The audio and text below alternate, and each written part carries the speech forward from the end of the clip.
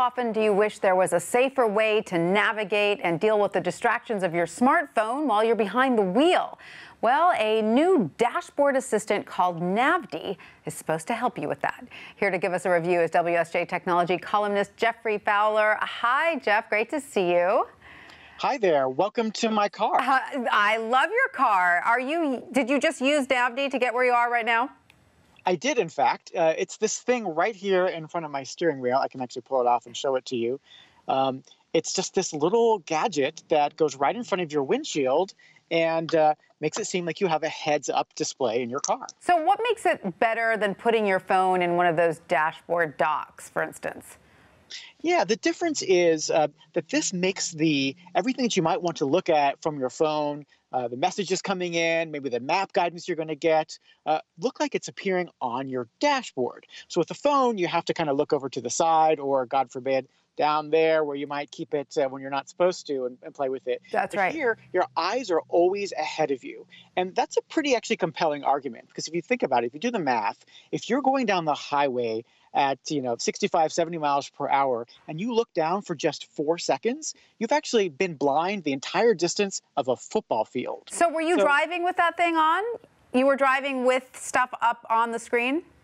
That's right, yeah. So as you're going around, you keep your hands here and you're just driving around, and it tells you the directions. It says, turn this way now, or if you get a message that comes in, it'll pop up on the screen and ask you if it wants you to read it to you. That's pretty cool. Now, there's also something that it does that can read your hand gestures. Is that right? Yeah, so one of the big questions is, of course, if this is your screen here in front of you, how do you interact with it? You can't exactly touch it. So one of the things they built into Navdy is you just use your hand. So let's say you just sent me a message. It would pop up on the windshield in front of me, and if I want to have it read aloud, I would just go boop with my hand, and there it would go. That's pretty cool. So does Navdy work with all cars? Yeah, so you might be able to get these heads-up displays, as they're called, in some very kind of high-end luxury cars. Actually, even a Prius now has it in a luxury package. But they're usually costs, $1,000 or more. With the Navdy, you can add this to pretty much any car built after 1996. All it takes is a special port that they've been building into cars since then that, again, most have. So it's a good way to kind of bridge your old car to be the smart car of the future. So what's your feeling about it, Jeff? You drove around with this a little bit. Do you think it's safe, or is it just adding to the distracted driving phenomenon?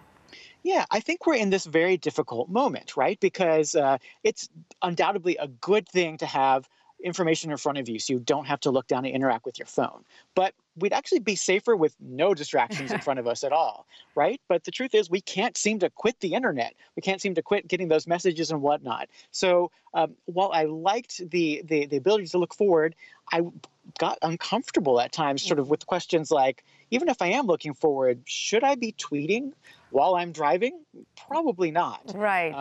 And then as a product, Navdy also kind of is stuck in this kind of awkward moment where, they don't make the car and they don't make the phone, so they can't really control either one. So there were times when I couldn't exactly get the things done that I wanted to do. So for now, it feels like a little bit stuck between not being quite the smartphone on my windshield that I want, and also not just being a clear windshield to help me drive without any distractions. Absolutely. And does it have a GPS as well?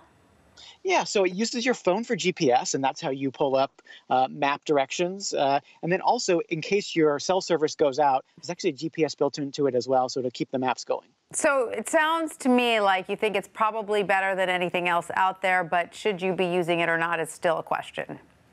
I think this is clearly the future of how we're going to drive with our cars for at least as long as we still need to drive our cars.